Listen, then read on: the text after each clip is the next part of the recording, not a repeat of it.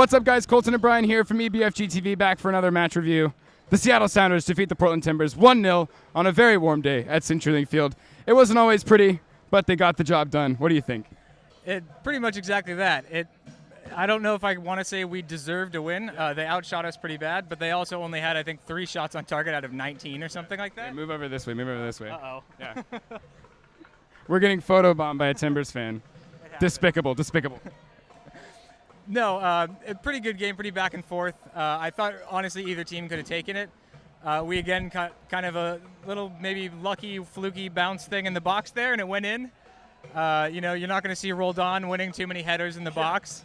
I think that's actually, what is that? That's 2 games against Portland in a row where he scored out of a header, right? Yeah. That last one was the flick on from Evans, and Roldan drives it in. And today, he's like being held in the box and just kind of like gets a head on it, and it goes in. Apparently, it's the strat we've been missing out on all these years.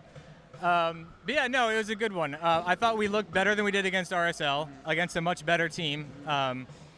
Defensively, some guys like Svensson, who I've been very critical of this year, had very, very good games. I was really impressed with him.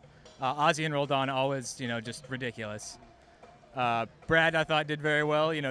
Defensively, I thought this was maybe our best game of the year. They had a lot of shots, but we held them to, pretty poor scoring chances. Yeah.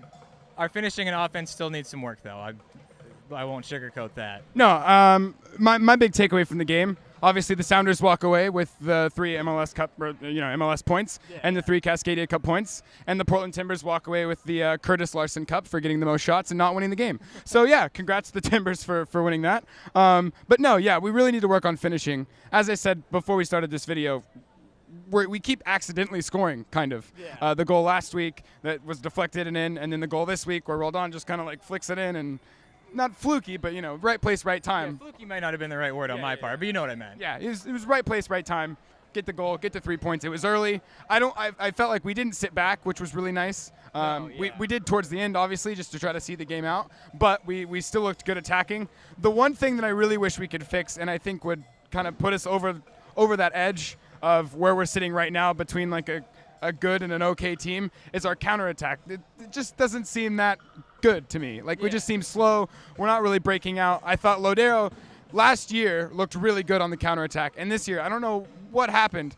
He was really mediocre in my opinion today. He just looked, every time I looked up, it looked like he was falling on the ground or trying to get a call from Mark Geiger. I don't know what the deal was, but I really think he needs to get his game in check.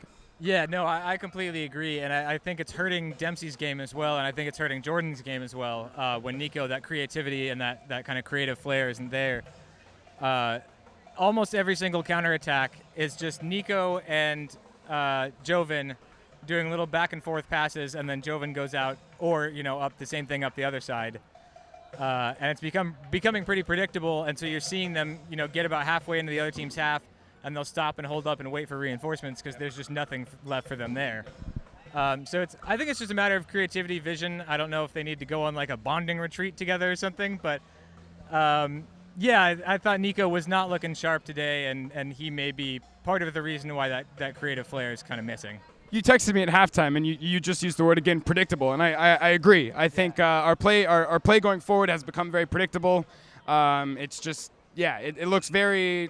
We're just going out to Joven, going out to Joven, going out to Joven continuously. And when we're not, we're hoofing the ball forward to Jordan Morris, who is in alone on an island with no support.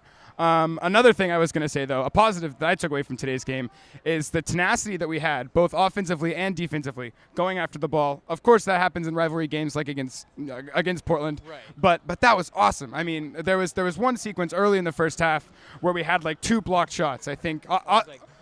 It was like boom, boom, boom, right at the top of the 18. It was just impressive. The crowd was on their feet. I mean, it was really exciting, and I think that tenacity is something that we've been missing this year, and it was really cool to see today. Definitely, just the aggressiveness for one. We've been yelling it after a few games of, they're coming in on a counterattack, and our defenders are backing up, and never challenging the ball. And today, I felt, for the most part anyway, that was very different. And they worked really well as a unit together, which I think is the first time I've been able to say that in quite a while as well. So that was definitely a good positive to take away from today. It's a huge result. It's a huge piece of the foundation that we can build on going into the summer months. It's very exciting too. We play Columbus midweek. We'll talk about that game later on. But yeah, Sounders win 1-0 at CenturyLink Field. Very exciting, massive result in my opinion, not only for the MLS but for the Cascadia Cup. It was fun. It was a lot of fun. We should win more often. Just look, my obviously pretty biased Sounders fan opinion. The Sounders should win much more. Anyways, thank you guys as always for watching EBFG TV. Like, comment, subscribe down below. Give us your thoughts on Twitter at EBFG TV. Throw us a like if you want. As I already said, we'll see you guys later.